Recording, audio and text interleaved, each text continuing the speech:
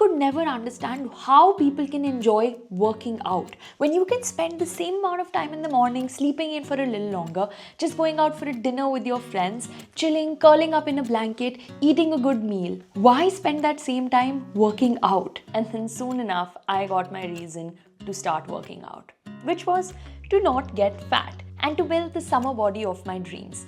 Back in school, I hated that my legs were so fat, my arms were so thick, I had a belly, and I just wanted to get rid of all of that.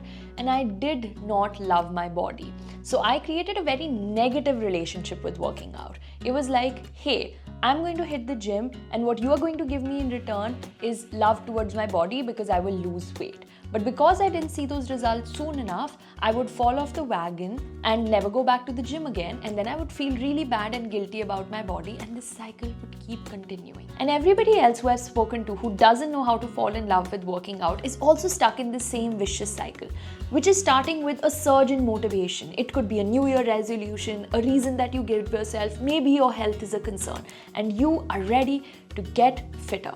Then you watch a lot of fitness influencers, you prepare yourself with all this knowledge. Maybe you even end up hitting the gym or going for a run, dance class, whatever it may be, you move your body. You do this consistently for 2 to 3 days, but it's so unnatural to you, you're not ready for this routine. But you keep going, maybe 2 to 3, 4 days sometimes, and then you miss one day. And now rather than considering this as a break, you feel bad about yourself, guilty that you failed at your goal, and then you decide to never go back. Until the phase starts again and you have that surge of motivation. And so I know that a lot of us get stuck in this cycle, especially people like me who really struggle to be in routines and easily get bored of things. Around 5 to 6 years ago, I had a huge breakthrough in my fitness journey.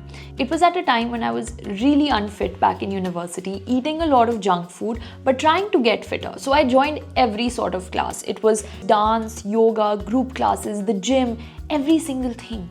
But I just couldn't get myself to keep going, and I couldn't understand why. And that's when I realized that the world was telling me to work out for the wrong reasons. It was telling me to work out to get a hotter body and lose all that weight. But somehow that just wasn't enough to keep me going. And so this is where we start step 1 of falling in love with working out. And it all starts with shifting your mindset. And for all the girlies, please watch this video till the end, because the biggest tip that will be a game changer in your workout journey is going to come towards the end. Let's go out now. Okay, it's a bit cold out here, but the first change that I made to my mindset was going from I have to work out every day, this sucks, to I get to work out every day and my body is amazing. Now, how did I get here though? I had a question that someone asked me in college once, which was that if I were to give you your best friend's body, okay, stay with me, I know it sounds weird. If I were to give you your best friend's body and I told you to take care of this body for the next 1 month, how would you take care of it?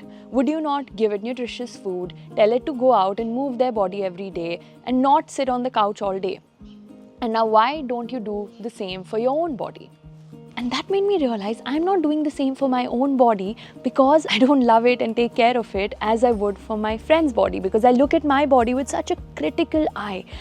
And that changed everything for me. And I started to realize that having the ability to move my body, get out of my house and just go do something was a privilege. And it was a way for me to honor this powerhouse that I have with me. And that really changed everything for me, because I went from a point of working out with a negative mindset to working out with love and positivity. And once you've internalized that getting to work out is actually a privilege you shouldn't take lightly, the next shift that you can make to your mindset is realizing that you're not here to win a race. You're not here to become an Olympic powerlifter or run a marathon or do anything crazy. You're just here to find joy in movement. It's simple. It's just going out and moving. It's not about lifting heavy weights. It's not about hitting these goals that you see on social media. It's just about honoring your body and finding joy in movement. Trust me, when you think of it this way, it's not going to be that hard. Okay, enough of mindset shifting. It's also getting really cold outside. So let's go inside and discuss step number 2.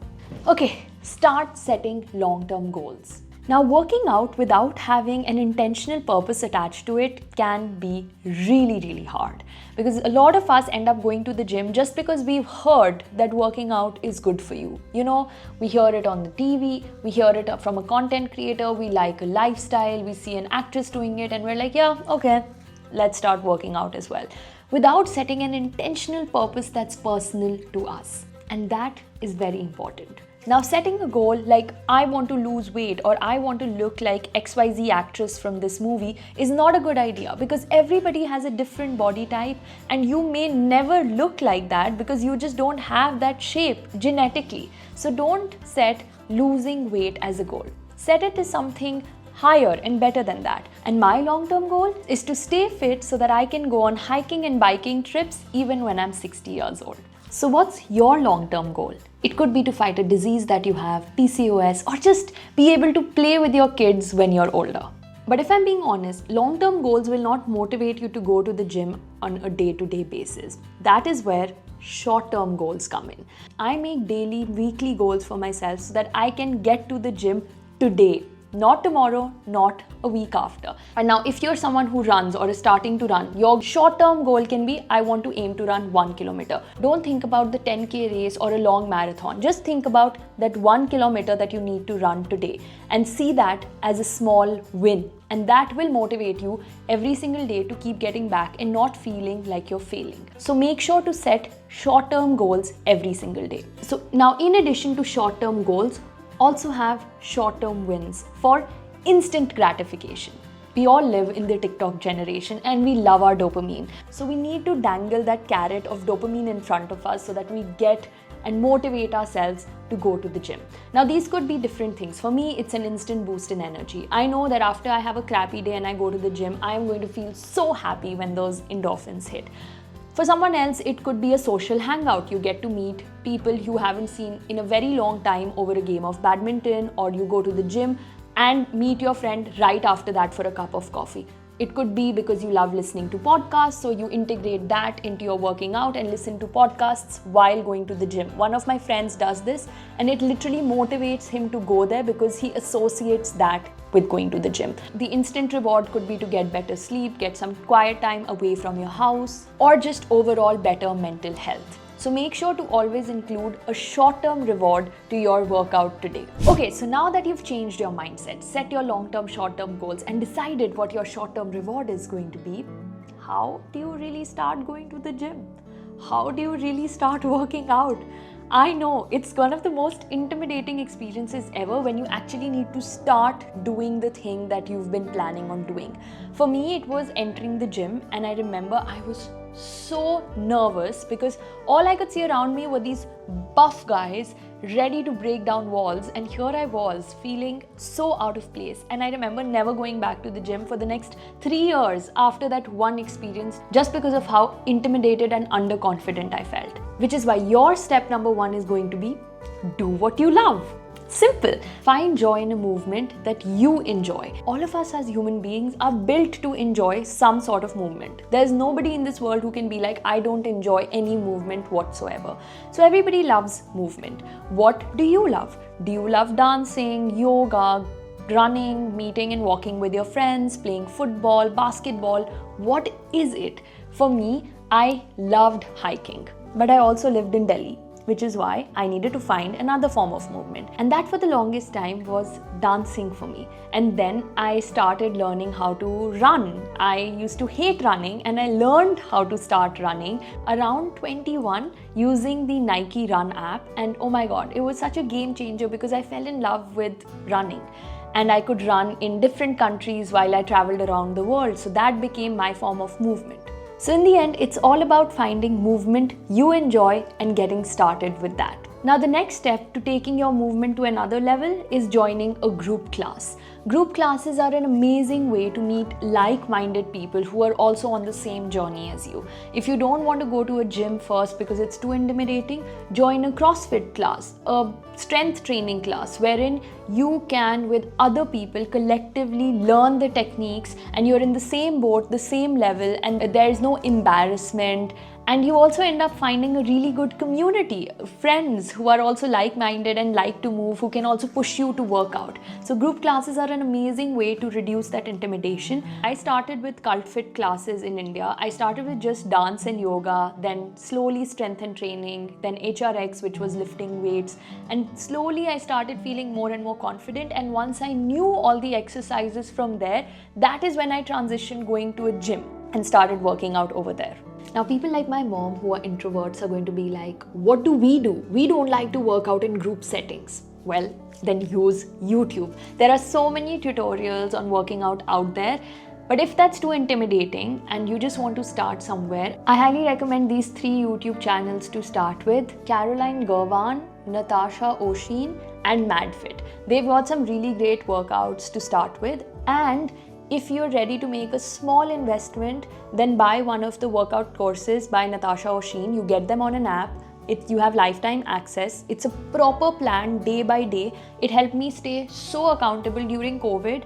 I got so fit by just following this plan, and it was without weight. So it was complete body weight workouts, and I got so strong. They're amazing, also beginner level. So these are some recommendations that I have that you can start just at home. Sometimes my mom, when she's feeling like, I'm giving my mom's example because I understand the introverted personality type, she just does like dance workouts with Dance with Deepti, some Bollywood workouts just at home, and it's so fun. She loves it. So do give that a shot too. Okay, correct me if I'm wrong. Once you've started working out, you're enjoying moving your body, you're loving your workouts, a day will come when you do this. I really don't feel like working out today. Maybe I'll just go tomorrow morning, and then I'll go in the evening also. So I'll make up for my workout today, tomorrow 2 times. Oh no, it's raining so heavily outside. I don't think I can go work out now. Yeah, I'll just go tomorrow morning. It's okay. Oh my god, there's so much traffic today. If I go to the gym, I won't be able to finish my work. I need to prioritize work over going to the gym, no? Okay, fine, let it be. And slowly and steadily, these excuses will start adding up, and being consistent and working out will get harder and harder. So here's what you need to do. Remove the drama. I hate it when people say, don't rely on motivation, rely on discipline. Yeah, I know, but how do you build this discipline? You build this discipline by removing all the barriers to starting your workout. And the first hack to a barrier is just book it. Don't think, just book it. On a day where you feel your motivation is saying goodbye to you, book a session with your friend. Text your friend, be like, okay, we're gonna meet for a run at 5 p.m. today. Text your trainer, book a dance class, be it anything, book it. Slot that time in your calendar, which means that when you see that time coming up, you know you've got to go. And this works really well to hack your own brain. Secondly, know your rhythm. You don't need to be a person who likes to wake up in the morning and work out the first thing just because the internet is telling you to do so. It's totally okay. I am someone who likes to work out in the evening, and I have been doing this for the last 4 years, and it works out so much better for me than the times when I go in the morning, because my motivation just falls when I go to work out in the morning. I'm just not the person who likes to work out in the morning. So know what your rhythm is like and work out according to that. Are you someone who feels better when they work out in the morning, in the afternoon, or the evening? Take that time out according to your rhythm. And now I know the biggest excuse. I don't have time today. When I was working at Bain and had a proper 9 to 5, which usually turned into a 9 to 8 job, I really did not have the time. So how do you make time to work out on those days? Hack a reason to work out. Think of something you were going to do anyway throughout the day and turn that into an activity. Let's say you were meeting your friend for dinner. Tell them that you will meet them half an hour before for a game of paddle, pickleball, or badminton. Book a court and go play with them. Or if you were going to go somewhere in the evening, just run to that place. So think of involving an activity within that very busy day that you were already going to have. It could also simply mean going for a long 30-40 minute brisk walk after you've eaten dinner, because you always have the time. It's about making time and hacking your time in a way so that you are able to attach movement to an action that you were already going to do. Very simple, no? Now the next thing you can do is stack your habits. I learned this method from the Atomic Habits by James Clear, which basically means if you have like one main habit or a goal that you want to achieve, which is for your case working out, have some small habits before that that associate with this big goal, so that you can always have that loop going and it reminds you of doing that and you automatically are in a flow and just end up doing it. So for example, before I start my workout, I always do a short, simple stretch and I keep it the same every time, the same order, same seconds, everything is the same. And many times when I don't feel like working out, I'll just commit to doing this short stretch. I'll tell myself, okay, I just need to do this short stretch, then I'll think if I want to work out or not. And most times after stretching, I also end up working out because I associate working out with stretching. And another thing you could do is, if you take a lot of phone calls throughout the day, you can start walking while doing that, so that you can start associating taking those calls or meetings with walking. Number 3 could be adding a 10 to 20 minute walk after your lunch. So once you've eaten, start going for a walk every day, and soon enough, every single time you'll eat lunch, you'll realize, okay, now I need to walk a bit, because you will associate it with that. So habit stacking is a very cool way to trick your brain into going. And now tip number 5 in reducing the drama is lay out your clothes the night before. Put your workout clothes before you sleep, so that the first thing you do is you don't need to get to your cupboard, you just wear them and leave. Or in the evening. Or for me, because I work from home, I literally wear my workout clothes. I'm wearing them right now, so that there is zero friction when I need to work out in the evening and I don't need to think about it. I also make sure that my workout clothes are cute, something I look good in. I don't mean that you need to spend a lot of money in wearing what you work out, but making a very small investment into looking good when you work out really helps with that motivation, because you're feeling ready, cute to get out and get some gains. Now, in addition to knowing your body and your rhythm, also know your location. So if you're joining a gym or something like that, try to make it as close as possible to you, so that you reduce your friction of actually going to that class itself and making it super far away. So for the beginning phases of your working out, choose something that's close to you. When I travel around the world, I literally find Airbnbs based on the location of the gym, because I know if the gym is more than 15 or 10 minutes away from me, I'm not gonna go. So think about that. Then comes having accountability buddies. This helped me a lot when I was starting in the beginning. We used to have a WhatsApp group wherein we would kind of check in saying, we worked out today, run number 1, run number 2, run number 3, and that really helped. And every single time someone would slack off, I think we would even have to pay like 20 rupees or something like that. So that's a really good way to having like accountability with your friends, and this could be just a very cool way to connect with each other as well and have those like-minded friends. So having accountability buddies is a very good idea. Another quick tip is also creating a cool workout playlist. Now, I don't know how people work out without music, but for me, music is so important. Sometimes I just listen to certain songs and I get going. So have like a workout playlist which you start associating again working out with, kind of like habit stacking, and then you know that when that song plays, you are ready. And now lastly, celebrate small wins. I can't emphasize on this enough, but you are not here to become an Olympic weightlifter. Even when you go to the gym and let's say instead of doing 10 push-ups, today you did 12, that is a win for you. That's already progress. So celebrate these small wins so that you don't feel intimidated by the journey and always feel like you're not doing enough. Every single step you make counts. So pat yourself on the back, celebrate that win. Sometimes I don't feel like working out and I do just a 20 to 25 minute workout and I still celebrate and feel happy about that. And that's what keeps me going the next day as well. And now this section is for my girlies out here, because without this, I don't think you're going to succeed in your working out journey.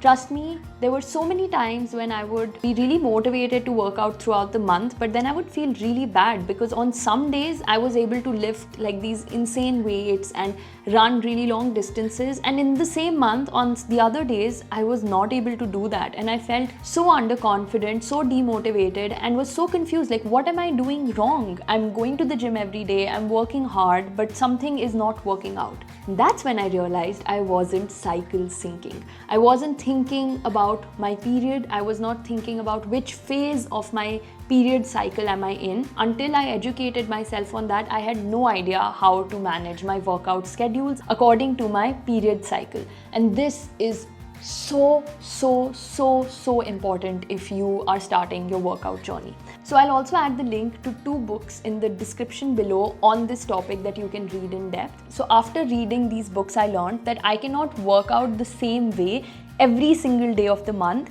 I need to change my workouts according to my cycle. So when I'm in my follicular phase, which is right after my period ends, I have a lot of energy. So this is when I do most of my CrossFit, high intensity, long runs, all of these trainings that require a lot of cardio and a lot of energy. Then I go into my ovulation phase, which is when I focus on cardio and strength training and hitting those like weights and getting the maximum out of my body from a weights perspective. Then comes the luteal phase, especially in the late luteal phase, which is right before your period. This is when I know I need to slow down a bit, have some rest days in, do more things like body balance, mat pilates, yoga that are not very hard on my body, but I can still take it.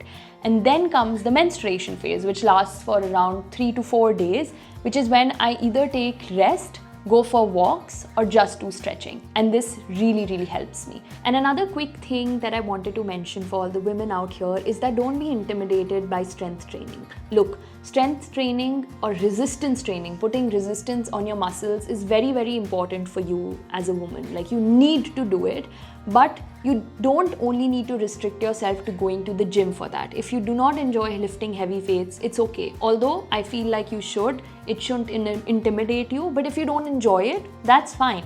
Pilates is a really good way to do it, and you can also do it with body weight. For the longest time, I didn't know that you can put resistance on your muscles, or you are putting resistance on your muscles by doing body weight exercises.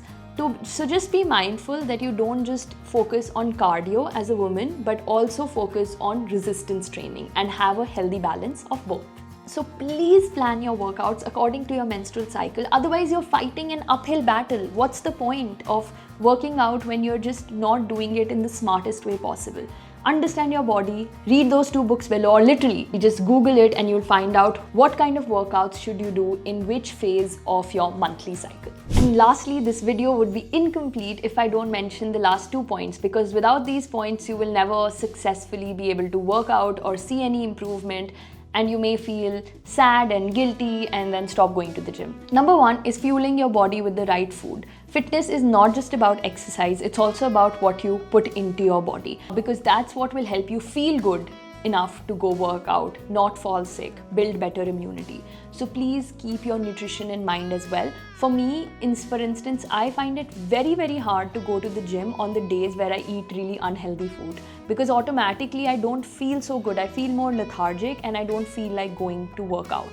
Which is why you really need to keep in mind that what you give your body provides you the fuel to go work out. The last thing, rest days are non-negotiable. I know, sounds counterproductive. This is a video on working out. Why are we talking about taking rest? But no, taking rest is so important. I didn't know this either. I used to literally be with this mindset of go until I feel tired, I'll take rest.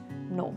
Sleeping well at night after you worked out is the way for your body to repair the muscles and actually work on your body. So please sleep well. And secondly, take rest days, because without these rest and long hours of sleep, you will not see any results in your body. You can look this up. Trust me, watch a podcast by Andrew Huberman and see why working out and sleep and rest are so important, and you will understand what I mean to say.